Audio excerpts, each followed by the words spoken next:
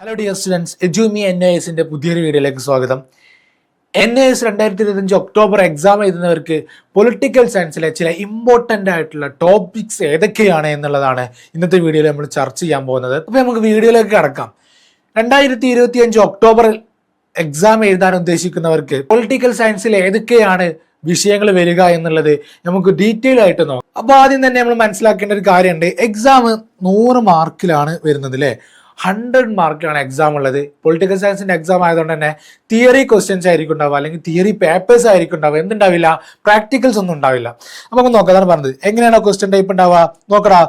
Short answers questions ഉണ്ടാവും. അതായത് ഒരു ക്വസ്റ്റ്യൻ തരുമ്പോൾ തന്നെ ഷോർട്ട് ആൻസർ ആയിട്ട് വൺ വേർഡ് അല്ലെങ്കിൽ 2 വേർഡിലൊക്കെ എഴുതാൻ പറ്റുന്ന, അല്ലെങ്കിൽ ഒരു സെന്റൻസ് എഴുതാൻ പറ്റുന്ന ഷോർട്ട് ആൻസേഴ്സ് ക്വസ്റ്റ്യൻസും, അല്ലെങ്കിൽ മീഡിയം ആൻസേഴ്സ് ഒരു പാരഗ്രാഫ് ഒക്കെ ആയിട്ട്, അല്ലെങ്കിൽ ലോങ് ആൻസേഴ്സ്, ഇങ്ങനെ 3 ടൈപ്പിലാണ് ക്വസ്റ്റ്യൻസ് ഉണ്ടാവുക. ഇങ്ങനെ ഷോർട്ട് ആൻസേഴ്സ്, അല്ലെങ്കിൽ മീഡിയം ആൻസേഴ്സ്, അല്ലെങ്കിൽ ലോങ് ആൻസേഴ്സ് എന്നുള്ള 3 ടൈപ്പിലായിരിക്കും ക്വസ്റ്റ്യൻസ് ഉണ്ടാവുക. അതേപോലെ തന്നെ നമ്മൾ ശ്രദ്ധിക്കേണ്ട ഒരു കാര്യമുണ്ട്, ഒരു പ്രോ ടിപ്പ്. എന്താണ്? എക്സാം എഴുതുമ്പോൾ എങ്ങനെയാണ്? Always write exams in bullet points. ഓരോ ഷോർട്ട് ആൻസേഴ്സ് ആയിക്കോട്ടെ, മീഡിയം ആൻസേഴ്സ് ആയിക്കോട്ടെ, അല്ലെങ്കിൽ ലോങ് ആൻസേഴ്സ് ആയിക്കോട്ടെ, നമ്മൾ എക്സാമിന്റെ ആൻസേഴ്സ് എഴുതുമ്പോൾ പ്രധാനമായിട്ടും ഏറ്റവും കൂടുതൽ മാർക്ക് ലഭിക്കാനുള്ള ഒരു കാരണമാണ് ഓരോ ആൻസർ എഴുതുമ്പോൾ ഒരു ബുള്ളറ്റ് പോയിന്റുകളായിട്ട് ഇങ്ങനെ ഓരോന്നിങ്ങനെ പോയിന്റ് വൈസുകൾ എഴുതുകയാണെന്നുണ്ടെങ്കിൽ നമുക്ക് കൂടുതൽ മാർക്ക് സ്കോർ ചെയ്യാൻ പറ്റും എന്നുള്ളതാണ്. ഇങ്ങനത്തെ 2-3 കാര്യങ്ങൾ ശ്രദ്ധിച്ചാൽ നമുക്ക് എക്സാമിൽ നല്ലൊരു മാർക്ക് അല്ലെങ്കിൽ നല്ലൊരു റിസൾട്ട് സ്കോർ ചെയ്യാൻ പറ്റുന്നതാണ്. എജുമി നിങ്ങളോടൊപ്പം ഉണ്ടാവും. അപ്പോൾ അടുത്ത ഓരോ വീഡിയോയിൽ നമ്മൾ എങ്ങനെ എസ്സേ എഴുതണം, എങ്ങനെ കൃത്യമായിട്ടുള്ള short answers, medium answers, long answers, എത്ര വരിയിൽ എഴുതണം, എത്ര പേജിൽ എഴുതണം, എങ്ങനെ തുടങ്ങണം എന്നുള്ള കാര്യങ്ങളൊക്കെ നമുക്ക് വേറൊരു വീഡിയോയിൽ ചർച്ച ചെയ്യാം. നമുക്ക് ടോപ്പിക്കിലേക്ക് കിടക്കാം. ഓക്കെ, പൊളിറ്റിക്കൽ സയൻസിലെ ഏറ്റവും ഇമ്പോർട്ടൻ്റ് ആയിട്ടുള്ള ഒരു ടോപ്പിക്കാണ് കോൺസ്റ്റിറ്റ്യൂഷൻ ഓഫ് ഇന്ത്യ അല്ലെ. കോൺസ്റ്റിറ്റ്യൂഷൻ ഓഫ് ഇന്ത്യയെ ചർച്ച ചെയ്യാതെ പൊളിറ്റിക്കൽ സയൻസ് മുന്നോട്ട് പോകില്ല. പൊളിറ്റിക്കൽ സയൻസിലെ ഏറ്റവും ഇമ്പോർട്ടൻ്റ് ആയിട്ടുള്ള ചോദ്യമാണ് കോൺസ്റ്റിറ്റ്യൂഷൻ ഓഫ് ഇന്ത്യ എന്നുള്ളതാണ് ആ ഒരു ടോപ്പിക്ക്. അപ്പൊ ആ ഒരു ടോപ്പിക്കിൽ നിന്ന് നമുക്ക് എന്തായാലും ചോദ്യം വരും എന്നുള്ളത് 100% ഉറപ്പാണ്. അപ്പൊ എന്തൊക്കെയാണ് നമുക്ക് ഡീറ്റെയിൽ ആയിട്ട് നോക്കാം.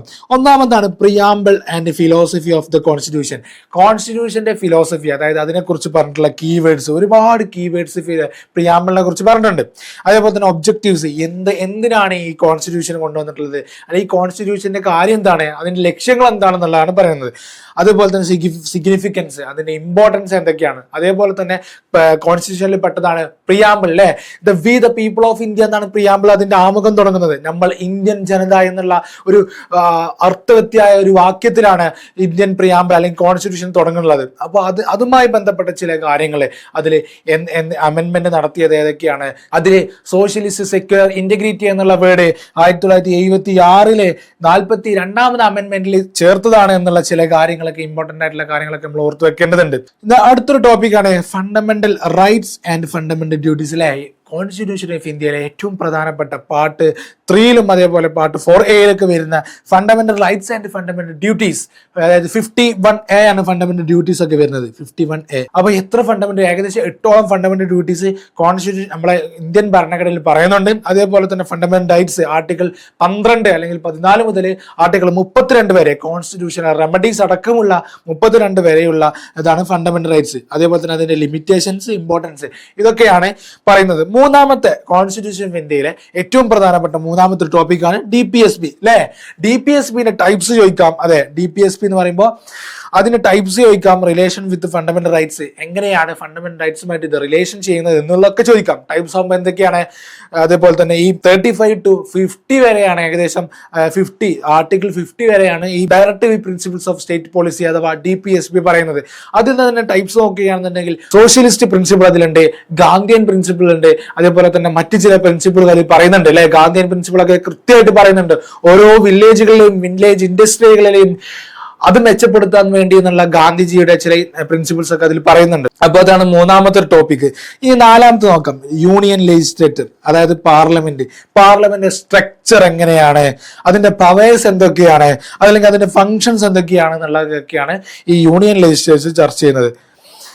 ഇനി അടുത്ത രണ്ടാമതായിട്ടുള്ള ഈ പൊളിറ്റിക്കൽ സയൻസിലെ രണ്ടാമതായിട്ടുള്ള ഒരു പ്രധാനപ്പെട്ട ടോപ്പിക്കിൽ, അഥവാ ഗവൺമെന്റ് സ്ട്രക്ചർ. ഇന്ത്യനെ നോക്കുകയാണെന്നുണ്ടെങ്കിൽ ഇന്ത്യയുടെ ഗവൺമെന്റിന്റെ സ്ട്രക്ചർ എങ്ങനെയാണെന്നുള്ളതാണ് നമുക്ക് നോക്കേണ്ടത് അല്ലെ. നോക്കാം നമുക്ക്. അതിലെന്തൊക്കെയാണ് വരുന്നത്. പ്രസിഡന്റ് ഓഫ് ഇന്ത്യ അല്ലെ. പ്രസിഡന്റ് ഏറ്റവും പ്രധാനപ്പെട്ട ഒരാളാണ് ഇന്ത്യയുടെ പ്രസിഡന്റ് എന്ന് പറഞ്ഞത് അല്ലെ. അപ്പൊ ആ ഇന്ത്യൻ പ്രസിഡന്റിന്റെ എലക്ഷൻ എങ്ങനെയാണ് ഇന്ത്യൻ പ്രസിഡന്റിനെ തെരഞ്ഞെടുക്കുന്നത്, അതേപോലെ തന്നെ പ്രസിഡന്റിന്റെ പവേഴ്സ് എന്തൊക്കെയാണ്, ഫങ്ഷൻസ് എന്തൊക്കെയാണ് എന്നുള്ളതാണ് ഇതിൽ പ്രധാനമായിട്ട് ചർച്ച ചെയ്യുന്നത്. അപ്പോൾ ഇതൊരു പ്രധാനപ്പെട്ട ടോപ്പിക് ആണെന്ന് മനസ്സിലാക്കുക, കൃത്യമായിട്ട് പഠിക്കുക. നമുക്ക് വരുന്ന ദിവസങ്ങളിൽ ഓരോ ടോപ്പിക്കും ഇഴകീറി കൃത്യമായിട്ട് ഡീറ്റെയിൽ ആയിട്ട് ചർച്ച ചെയ്യേണ്ടതുണ്ട്. അപ്പോൾ നിങ്ങളൊക്കെ എജുമി എന്ന ഈ +2 NOS +2 ചാനലിൽ നിങ്ങൾ സബ്സ്ക്രൈബ് ചെയ്ത് നിങ്ങൾക്ക് എന്താണോ ആവശ്യമുള്ളത് നിങ്ങൾ കമന്റ് ചെയ്താൽ അടുത്ത വീഡിയോയിൽ അതുമായിട്ട് വരും. ഓക്കെ, 2025 ഒക്ടോബറിലുള്ള രജിസ്ട്രേഷൻ ഒക്കെ പൂർത്തീകരിച്ചിരിക്കുന്ന വിദ്യാർത്ഥികളാണ് എനിക്ക് പറയാനുള്ളത്. എജുമിയിൽ നല്ല കോഴ്സുകളുണ്ട്, പൊളിറ്റിക്കൽ സയൻസിന്റെയും അതേപോലെ തന്നെ ഹ്യൂമാനിറ്റീസ് സ്ട്രീമിലുള്ളവർക്ക് കോഴ്സുകൾ നമ്മൾ പ്രൊവൈഡ് ചെയ്യുന്നുണ്ട്. അപ്പോൾ അതിന് വേണ്ടവരുണ്ടെന്നുണ്ടെങ്കിൽ ഡിസ്ക്രിപ്ഷനിൽ കാണുന്ന നമ്പറിൽ കോൺടാക്ട് ചെയ്താൽ മതി. ഓക്കെ, നമുക്ക് അടുത്ത ടോപ്പിക്കിലേക്ക് പോകാം. അടുത്താണ് prime minister and council of ministers അല്ലെ. ഗവൺമെന്റ് സ്ട്രക്ചേഴ്സിൽ പ്രധാനമായിട്ടുള്ള ടോപ്പിക്കാണ് എങ്ങനെയാണ് പ്രധാനമന്ത്രിന്റെ എലക്ഷൻസ്, റൂൾസ്, റിലേഷൻഷിപ്സ് വിത്ത് പ്രസിഡന്റ് ഒക്കെയാണ്.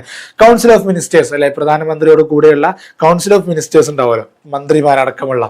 അപ്പൊ അതൊക്കെയാണ് ഇതിൽ ചർച്ച ചെയ്യുന്നത്. അവരുടെ റൂൾ എന്തൊക്കെയാണ്, അതേപോലെ തന്നെ പ്രസിഡന്റുമായിട്ടുള്ള അവർക്കുള്ള റിലേഷൻ എന്താണെന്നുള്ളതാണ് ചർച്ച ചെയ്യുന്നത്. അടുത്തൊരു ടോപ്പിക് ജുഡീഷ്യറി ഓഫ് ഇന്ത്യ അല്ലെ. ഏറ്റവും ഇമ്പോർട്ടൻ്റ് ആണ് ജുഡീഷ്യറി ഓഫ് ഇന്ത്യ എന്നുള്ളത്. ഇന്ത്യയിലുള്ള ജുഡീഷ്യറി സിസ്റ്റം, സുപ്രീം കോർട്ട്, അതേപോലെ താഴെ ലെവലിലേക്ക് വന്ന ഹൈക്കോർട്ട്, അതിൻ്റെയും താഴെ ലെവലിലേക്ക് വന്ന ഡിസ്ട്രിക്ട് കോർട്ടുകൾ ഉണ്ടാവും, അതിൻ്റെയും താഴേക്ക് മജിസ്ട്രേറ്റ് കോർട്ടുകളൊക്കെ ഒരുപാട് കോർട്ടുകളുണ്ട്. അതാണ് സുപ്രീം കോർട്ട്.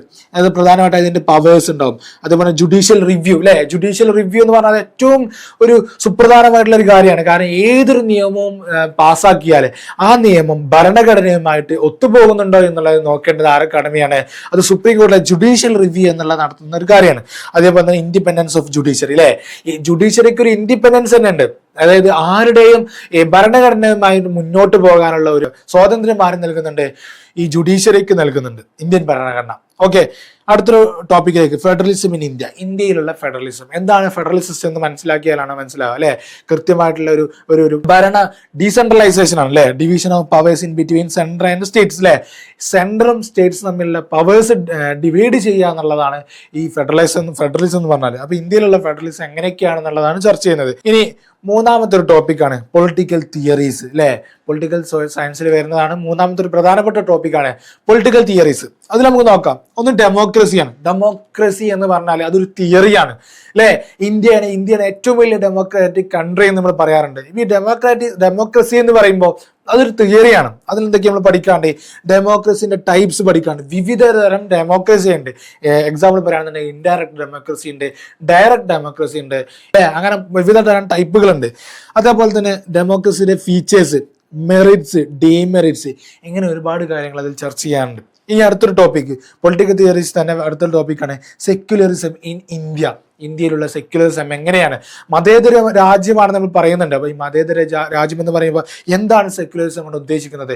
ഒരു മതത്തെയും അംഗീകരിക്കാതിരിക്കുകയാണോ, അതോ എല്ലാ മതങ്ങളെയും ഒരേപോലെ കാണുകയാണോ എന്നതൊക്കെയാണ് ഒരുപാട് ചർച്ച. മീനിങ് എന്തുകൊണ്ടാണ് അത് ഉദ്ദേശിക്കുന്നത്. അതുപോലെ തന്നെ കോൺസ്റ്റിറ്റ്യൂഷണൽ പ്രൊവിഷൻ അല്ലെ.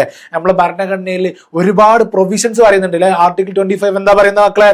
ആർട്ടിക്കിൾ 25 പറയുന്നുണ്ട് ഓരോ മതത്തിൽ വിശ്വസിക്കുന്നവനും അവൻ ഏത് മതത്തിൽ വിശ്വസിക്കാൻ അതേപോലെ തന്നെ ആ മതം പ്രൊപ്പഗേറ്റ് ചെയ്യാനുള്ള ഒരു മത സ്വാതന്ത്ര്യം ഇന്ത്യ നൽകുന്നുണ്ട്. അപ്പൊ അങ്ങനത്തെ കാര്യങ്ങളാണ്. അതേപോലെ ചലഞ്ചസ്, ഇന്ന് നേരിടുന്ന ഒരുപാട് സെക്യുലറിസ്റ്റ് ആയിട്ടുള്ള ഇന്ത്യ ഒരുപാട് ചലഞ്ചസുകൾ വെല്ലുവിളികൾ നമ്മൾ നേരിടുന്നുണ്ട്. അപ്പൊ എന്തൊക്കെയാണ് ആ വെല്ലുവിളികൾ എന്നാണ് ചർച്ച ചെയ്യുന്നത്. അതേപോലെ തന്നെ ലിബർട്ടി, ഇക്വാലിറ്റി, ജസ്റ്റിസ്, ഇതൊക്കെ പ്രധാനപ്പെട്ട ചില തിയറീസ് ആണ്. പൊളിറ്റിക്കൽ സയൻസിലുള്ള ഇമ്പോർട്ടൻ്റ് ആയിട്ടുള്ള തിയറീസ് ആണ്, കൺസെപ്റ്റ്സ്. എന്തൊക്കെയാണ് ഈ ലിബർട്ടി എന്ന് പറഞ്ഞാൽ ഉദ്ദേശിക്കുന്നത് എന്താണ്? അതേപോലെ തന്നെ ഇക്വാലിറ്റി എന്ന് പറഞ്ഞാൽ ഉദ്ദേശിക്കുന്നത് എന്താണ്? ജസ്റ്റിസ് കൊണ്ട് നമ്മൾ ഉദ്ദേശിക്കുന്നത് എന്താണെന്നാണ് പറയുന്നത്. അതേപോലെ തന്നെ ഇന്റർ റിലേഷൻ ആൻഡ് എക്സാമ്പിൾസ്, ഇത് എങ്ങനെയാണ് ലിബർട്ടിയും ഇക്വാലിറ്റിയും തമ്മിൽ ബന്ധപ്പെട്ട് കിടക്കുന്നതൊക്കെയാണ് ഇതിൽ ചർച്ച ചെയ്യുന്നത്. നമുക്ക് അടുത്തൊരു ടോപ്പിക്കിലേക്ക് പോകാം. ഇന്ത്യൻ പൊളിറ്റിക്സ് ഏറ്റവും പ്രധാനപ്പെട്ട ടോപ്പിക്കാണ് ഇന്ത്യൻ പൊളിറ്റിക്സ് അല്ലേ. ഇന്ത്യൻ പൊളിറ്റിക്സിൽ ഒരുപാട് കാര്യങ്ങൾ ചർച്ച ചെയ്യാണ്ട്. ഒന്നാമത്താണ് പാർട്ടി സിസ്റ്റംസ് ഇൻ ഇന്ത്യ. ഒരുപാട് പാർട്ടികൾ ഇന്ന് നിലവിലുണ്ട്. അതൊക്കെ അതിന്റെ ഫീച്ചേഴ്സ് എന്തൊക്കെയാണെന്ന് പറയുന്നത് അല്ലെ. പൊളിറ്റിക്കൽ പാർട്ടീസിൻ്റെ ഫീച്ചേഴ്സ് എന്തൊക്കെയാണ്, അവർക്ക് ഇന്ത്യ എന്ന രാജ്യത്തിൽ അവർക്ക് എന്തൊക്കെയാണ് ചെയ്യാൻ കഴിയും, അതുപോലെ എവല്യൂഷൻ എന്തൊക്കെയാണ് അല്ലേ, എവല്യൂഷൻ എങ്ങനെയാണ് അവരുടെ രൂപീകരണം എന്നുള്ള കാര്യം ചർച്ച ചെയ്യുന്നതാണ്. അതേപോലെ തന്നെ റോൾ ഓഫ് റീജിയണൽ പാർട്ടീസ് ഒരുപാടുണ്ട്. ഇപ്പൊ നമ്മളെ കേരളത്തെ സംബന്ധിച്ചിടത്തോളം നോക്കുകയാണെന്നുണ്ടെങ്കിൽ കേരളത്തിൽ ഒരുപാട് റീജിയണൽ പാർട്ടീസ് ഉണ്ട്. ആ പാർട്ടികളുടെ റോൾ എന്താണെന്നുള്ളതൊക്കെയാണ് ചർച്ച ചെയ്യുന്നത്. Indian party system. Election in India മറ്റൊരു പ്രധാനപ്പെട്ട ടോപ്പിക്കാണ്. എലക്ഷൻസ് ഇൻ ഇന്ത്യയിലുള്ള എലക്ഷൻസ്, അതിന്റെ പ്രോസസ്സ് എങ്ങനെയാണ് എലക്ഷൻസ് നടക്കുക. 5 ഇയർ ടേമിലല്ലേ പല എലക്ഷൻസ് നമ്മൾ ഇന്ത്യയിൽ നടക്കുന്നത്. 5 വർഷം കൂടുമ്പോഴാണ് അതിന്റെ പ്രോസസ്സ് ടൈപ്പ്, അതേപോലെ ടൈപ്സ് ഏതൊക്കെ എലക്ഷൻ ടൈപ്പുകൾ എന്തൊക്കെയാണ്, അതേപോലെ മേജർ റിഫോംസ് എന്തൊക്കെയാണ് കൊണ്ടുവന്നതൊക്കെയാണ് ഇതിൽ ചർച്ച ചെയ്യുന്നത്. ഇനി അടുത്തൊരു ടോപ്പിക്കിലേക്ക് പോകണമെങ്കിൽ ഇലക്ഷൻ കമ്മീഷൻ ഓഫ് ഇന്ത്യ അല്ലെ. ഇന്ത്യയിലെ ഇലക്ഷൻ നടത്താൻ വേണ്ടിയിട്ടാണ് ഇലക്ഷൻ കമ്മീഷൻ ഓഫ് ഇന്ത്യ എന്നുള്ള ഒരു കമ്മീഷൻ വരെ ഇന്ത്യയിൽ രൂപപ്പെടുത്തിയിട്ടുള്ളത്. അതിന്റെ പവേഴ്സ് എന്തൊക്കെയാണ്, ഫങ്ഷൻസ് എന്തൊക്കെയാണ്, ചലഞ്ചസ് എന്തൊക്കെയാണെന്നാണ് ഇതിൽ ഏറ്റവും പ്രധാനമായിട്ടും നമ്മൾ മനസ്സിലാക്കേണ്ടിട്ടുള്ള ചില കൺസെപ്റ്റ്സ്. ഓക്കെ, ഇനി അടുത്തൊരു ടോപ്പിക് നോക്കുകയാണെന്നുണ്ടെങ്കിൽ ചലഞ്ചസ് ടു ഇന്ത്യൻ ഡെമോക്രസിയിൽ നിലവിലുള്ള ചലഞ്ചസ് ആണ്, നിലവിൽ നേരിട്ട് കൊണ്ടിരിക്കുന്ന ചലഞ്ചസ്. കറപ്ഷൻസ് അല്ലെ, ഒരുപാട് കറപ്ഷൻസ് ഉള്ള ഒരുപാട് വാർത്തകൾ നമ്മൾ കേൾക്കുന്നുണ്ട്. നിരന്തരം നമ്മൾ പത്രം എടുത്ത് നോക്കുകയാണെന്നുണ്ടെങ്കിൽ ഒരുപാട് കറപ്ഷൻസ് ഉള്ള വാർത്തകൾ കേൾക്കുന്നുണ്ട്. അതുപോലെ കമ്മ്യൂണലിസം അല്ലെ, ഓരോ വിഭാഗങ്ങളെ വർഗീയമായിട്ട് മാറ്റി നിർത്തുന്ന ചില സമ്പ്രദായങ്ങൾ കാണുന്നുണ്ട്. അതേപോലെ തന്നെ ക്രിമിനലൈസേഷൻ ഓഫ് പൊളിറ്റിക്സ്. ഈ ഒരു നല്ലൊരു രാഷ്ട്രീയ ബോധത്തിൽ നിന്ന് അത് ക്രിമിനലൈസ് ചെയ്യപ്പെടുന്ന ചില സംവിധാനങ്ങളും ചില വാർത്തകളും നമ്മൾ കേൾക്കുന്നുണ്ട് നമ്മുടെ ചുറ്റുഭാഗത്തു നിന്നും. അപ്പൊ ഇതൊക്കെ ഒരു ഡെമോക്രസി അല്ലെങ്കിൽ ഒരു ഡെമോക്രാറ്റിക് കൺട്രി ആയിട്ടുള്ള ഒരു ചലഞ്ചസ് ആണ്. അപ്പൊ ഈ ഒരു രൂപത്തിലുള്ള ചലഞ്ചസ് ഒക്കെയാണ് ഇതിൽ ചർച്ച ചെയ്യുന്നത്. ഓക്കെ, നമ്മൾ എന്ത് ചെയ്യാണ്, കൃത്യമായിട്ട് എങ്ങനെയാണ് പൊളിറ്റിക്കൽ സയൻസ് എക്സാമിൽ സ്കോർ ചെയ്യാൻ, ഏറ്റവും മാക്സിമം സ്കോർ ചെയ്യാൻ എന്തൊക്കെ നമ്മൾ ചെയ്യണം എന്നുള്ളത് നോക്കുകയാണ്. Practice past 5 year question paper in identify repeating topics. ഓരോ മുമ്പുള്ള കഴിഞ്ഞു പോയ 5 വർഷങ്ങളിലെ ക്വസ്റ്റ്യൻ പേപ്പർ എടുത്തു നോക്കിയാൽ മനസ്സിലാക്കാൻ പറ്റും റിപ്പീറ്റിംഗ് ആയിട്ടുള്ള ടോപ്പിക്സ് ഏതൊക്കെയാണ് എന്നുള്ളത് നമുക്ക് മനസ്സിലാക്കാൻ പറ്റും. അങ്ങനെ റിപ്പീറ്റിംഗ് ആയിട്ടുള്ള ടോപ്പിക്സ് മനസ്സിലാക്കിയാൽ നമുക്ക് എന്ത് ചെയ്യാൻ പറ്റും, ആ ടോപ്പിക്സിൽ കൂടുതലായിട്ട് ടൈം ഇൻവെസ്റ്റ് ചെയ്തിട്ട് അത് പഠിക്കാൻ പറ്റും. മറ്റൊന്നാണ് write answers in bullet points. നമ്മൾ ഈ വീഡിയോയുടെ തുടക്കത്തിൽ പറഞ്ഞിട്ടുണ്ട് എങ്ങനെയാണ് ഹെഡിങ്ങോട് കൂടി ഒരു ഹെഡിങ് ആദ്യം എഴുതി എന്നിട്ട് ഇങ്ങനെ പോയിന്റ് വൈസ് എഴുതുമ്പോൾ പല രൂപത്തിൽ നമുക്ക് മാർക്ക് സ്കോർ ചെയ്യാൻ പറ്റും എന്നുള്ളതാണ്. അതേപോലെ തന്നെ learn definitions and with examples. ഓരോ കൺസെപ്റ്റ് മനസ്സിലാക്കുമ്പോഴും ആദ്യം അതിന് ഡെഫിനിഷൻ നോക്കണം, എന്നിട്ട് പിന്നെ എക്സാമ്പിൾസ് നമ്മൾ ഓർത്ത് വെച്ചാൽ നമുക്ക് എന്ത് ചെയ്യാൻ പറ്റും, കൃത്യമായിട്ട് ഒരു എസ് എഴുതുമ്പോൾ ഡെഫിനിഷൻ വെച്ച് ഇങ്ങനെ എസ് എഴുതി വന്ന് നമുക്ക് എക്സാമ്പിൾ കൂടി എഴുതിയാൽ വളരെ ഇതൊക്കെ ഏറ്റവും മാർക്ക് കൂടുതൽ സ്കോർ ചെയ്യാനുള്ള ഒരു കാരണം കൂടിയാണ്. ഓക്കെ, ഇനി അടുത്തൊരു പോയിന്റാണ് revise daily for 20 or 15 minutes.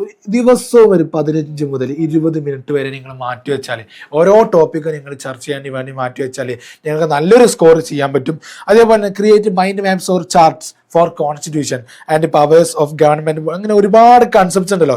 ഇതിനൊക്കെ ഒരു മൈൻഡ് മാപ്പ്, ഒരു ചാർട്ട്, കൃത്യമായിട്ടുള്ളൊരു ചാർട്ട് ഉണ്ടാക്കി വെച്ചാൽ അതും നിങ്ങളുടെ പഠനത്തിന് സഹായിക്കും. ഓക്കെ, അപ്പോൾ ഇന്നത്തെ വീഡിയോയുടെ വൈൻഡപ്പ് ചെയ്യുകയാണ്. നിങ്ങൾക്ക് ഉപകാരപ്പെട്ടു എന്ന് വിചാരിക്കുകയാണ്. അപ്പോൾ ഇതുപോലത്തെ ഒരുപാട് ഇൻഫോർമേറ്റീവ് വീഡിയോ ആയിട്ട് അടുത്ത വീഡിയോയിൽ കാണാം. Okay, all the thanks.